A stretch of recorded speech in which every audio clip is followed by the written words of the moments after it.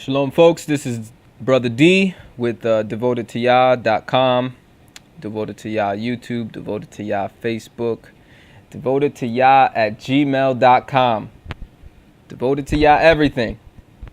Okay, and we are continuing the study of the two-house restoration of Yisrael. Right now we're in the book of Leviticus. And before we go into the book, I just want to say,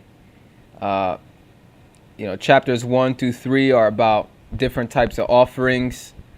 And I just want to say real quick, this is not a new concept to this book. Genesis chapter 4, verses 1 to 5, you see Abel and Cain bring offerings. Abel brought an offering from the firstborn of the flock, and Cain brought a grain offering. Genesis 8, 20 to 22, Noah builds an altar to Yahuwah from the clean animals. Okay, and I believe in that story of Noah, there's passages about clean and unclean animals. So even that concept existed before Moses. Genesis 8, verses 20 to 22. Okay, that was after he got off the ark. Abraham builds several altars.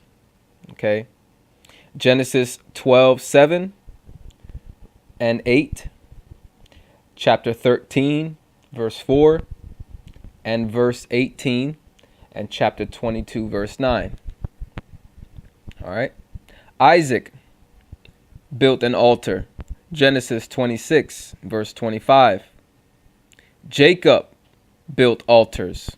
Genesis 33, verse 20. Chapter 46, verse 1. Moses also built altars before Sinai, before being given the Torah for Yisrael. Exodus 17, verse 5, chapter 24, verses 4 to 6.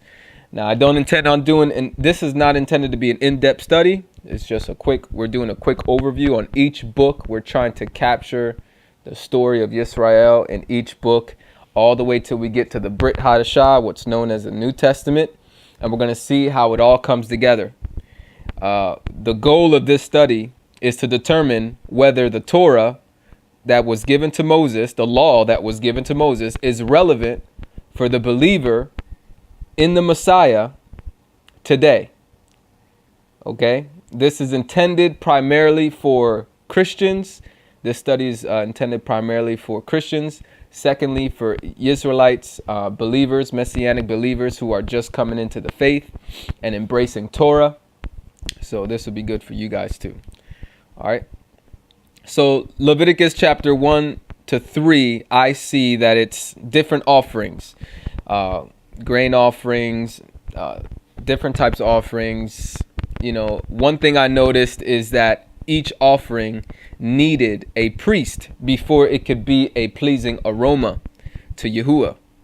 And I just wanted to mention that the distinction between what Moses is being given now and the altars that we saw before is that no priest was required. That's very interesting. Okay.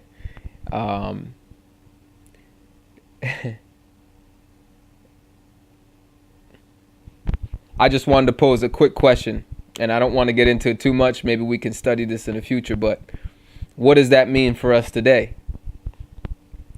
If we are to relate with the righteousness of Abraham, which comes before Moses, the faith of Abraham and the people that came before Moses were building altars. What does that say for us? I'm just asking the question. All right, but we're going to go ahead and start moving through here. Leviticus chapter 3, verse 17. Real quick. Looking at my notes here. Yeah. Genesis chapter 8, 20 to 22. Noah built an altar to Yahuwah from the clean animals, and it was a pleasing aroma. The key words you'll see here in Leviticus are pleasing aroma.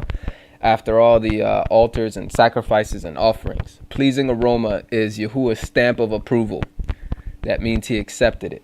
Okay, it's a sweet fragrance in his nostrils. Very beautiful thing. It's hard to say that these things were a burden. It's hard to think that these things were a yoke when it was actually a pleasing aroma to the Creator. Think about that. For those Christians who say that the Old Testament, the commandments are a burden, whenever you read those words, a pleasing aroma, I want you to really think again about those words. Chapter 3, verse 17 of Leviticus. We see the word perpetual. Okay. Let me go there. Leviticus 3, last verse. It says, "It shall be a perpetual statute throughout your generations and all your dwellings, that you shall eat neither fat nor blood."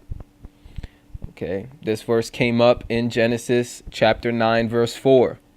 "But flesh with its life, that is, its blood, you shall not eat." Again, this is a concept that was in existence before Moses.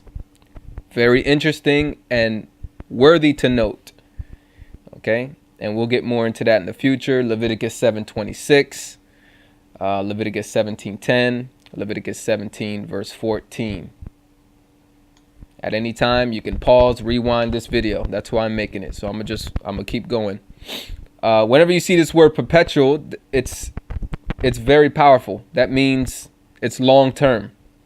Okay, and this is a statute that is perpetual. This also comes up in the book of Acts, chapter 15. The council that took place there regarding how the Gentiles who are coming into the faith, how they should be treated and what instructions they should be given as a starting point. And one of the points was that they not eat flesh, that they not eat meat with the blood in it. Okay, so let's actually go there real quick. Acts chapter 15.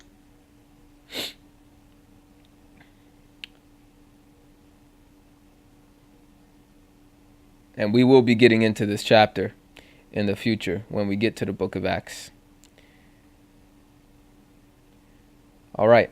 Verse 19, Acts 15, verse 19. "Therefore, my judgment is that we don't trouble those among the Gentiles who are turning to Elohim, Yahuwah, but that we write to them that they abstain from the pollution of idols," extremely important, "from sexual immorality," extremely important, "and from what is strangled, and from blood." Okay. And then it says, "For Moses from generations of old has in every city those who preach him, being read in the synagogues every Sabbath." We will be touching on that when we get to the book of Acts. All right, back to Leviticus.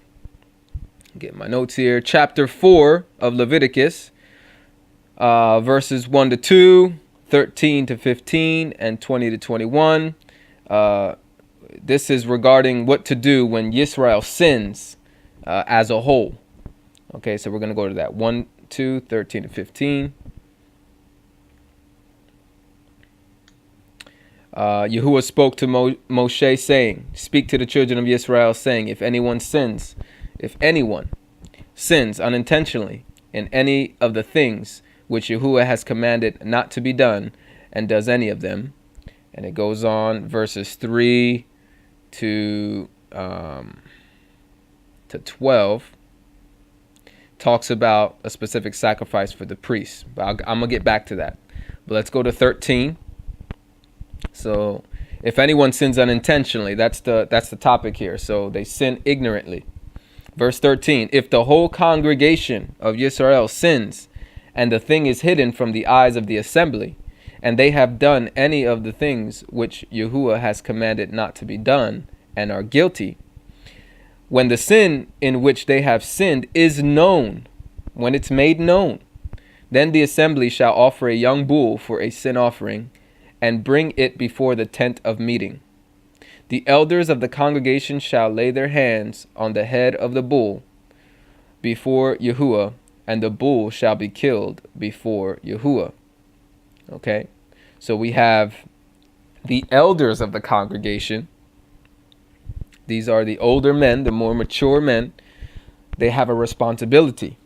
to lay their hands on the head of the bull, and the bull shall be killed before Yahuwah. And then verses 16 to verse 20 to verse 19, 16 to 19, the priest step in to do their part. So the job's not done. Okay, and then verse 20 says, thus shall he do, talking about the priest, with the bull, as he did with the bull of the sin offering, so shall he do with this, and the priest shall make atonement for them, and they shall be forgiven. So you can see that the priest is needed to finish this process before they can receive forgiveness. All right, and this is the instructions from the Father. All right, and let's go to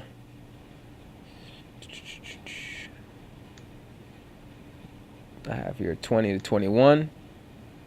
I read 20 already. 21 says, he shall carry the bull outside the camp and burn it as he burned the first bull. It is the sin offering for the assembly. Okay, this is a sin offering. And we go back. Verses 3, it says, if the anointed priest sins so as to bring guilt on the people, then let him offer for his sin which he has sinned a young bull without defect to Yahuwah for a sin offering. So this sin offering is being assimilated with the other sin offerings for Yisrael.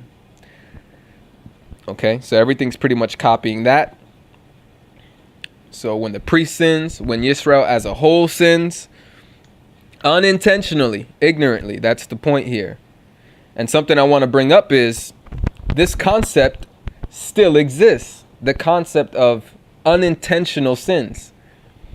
You know, that is a point that still exists. If somebody sins ignorantly, you know, it's hard for it's very difficult for them to be guilty. Okay? But we're going to get more into that later. I have here chapter 4, verses 22 to 23 and 26 is regarding when rulers sin unintentionally. Now we're getting to judges, to rulers, leadership, what to do when they sin. So let's go here. 22, when a ruler sins and unwittingly does any one of the things which Yahuwah his Elohim has commanded not to be done, and is guilty, if his sin in which he has sinned is made known to him, he shall bring as his offering a goat, a male without defect. He shall lay his hand on the head of the goat and kill it in the place where they killed the burnt offering before Yahuwah. It is a sin offering. Okay, then verse 25. Verse 25, the priest steps in. Okay, the priest steps in right there. And then 26, all its fat shall be burned on the altar, like the fat of the sacrifice of peace offerings, and the priest shall make atonement for him concerning his sin, and he will be forgiven. So again, you can see, you can't get to this process without having the priest step in. And I'm repeating that for a reason. Chapter 4, verse 27 to 29. This is when an individual Israelite sins. 27 to 29. It says, if any one of the common people sins unwittingly, again, ignorantly, in doing any of the things which Yahuwah has commanded not to be done, and is guilty, if his sin which he has sinned is made known to him, then he shall bring for his offering a goat, a female without defect, for his sin which he has sinned. He shall lay his hand on the head of the sin offering and kill the sin offering in the place of the burnt offering. Once again, verse 30, the priest steps in. It's like passing on the baton for him to do his part. And then verse 31 says, all its fat he shall take away, like the fat is taken away from the sacrifice of peace offerings, and the priest shall burn it on the altar for a pleasant aroma to Yahuwah. You have that word there, pleasant aroma. Very key. And the priest shall make atonement for him, and he will be forgiven. This is how you can get forgiveness. And then verse 32, it talks about if he brings a lamb as his offering for sin, and it goes into those instructions. Verse 34, the priest steps in again. And then verse 35, finally, he shall remove all its fat, like the fat of the lamb is removed from the sacrifice of peace offerings. The priest shall burn them on the altar, on the offerings of Yahuwah made by fire. The priest shall make atonement for him concerning his sin that he has sinned, and he will be forgiven. So here's the thing. Here's the question I pose to you. What do we do with these commandments when we have no priesthood? When there is no Levitical priest to step in and take the baton and finish the process? So for all the Christians that say, oh, you claim to follow the law, well, how come you're not doing offerings and sacrifices? My question is, where's the priest? If you can find me some Levites, that's the first requirement. Number 2, we need an altar. We need a temple. We need a place for these offerings and sacrifices to be done. Now, before Moses' time, before this, they didn't need a temple. They didn't need priests. These altars were done by Abel, Cain, Noah, Abraham, Isaac, Jacob, even Moses before he was given these commandments. And that is we won't get into that right now, but that is a question, that is something you want to be thinking about. Why was this done before Moses? And Christians claim that whatever was before Moses is still in effect, but anything during the time of Moses is done away with and nailed to the cross, and then everything after the resurrection is applicable. So even the things that were during the times of Messiah while he was alive are done away with. We're examining all these questions as we're doing the study. Okay, let's continue through Leviticus. What's my time here? Wow, 17 minutes and 30 seconds. You know what? I'm going to stop this video right now, take a break. I'm going to make another video to continue Leviticus. Shalom.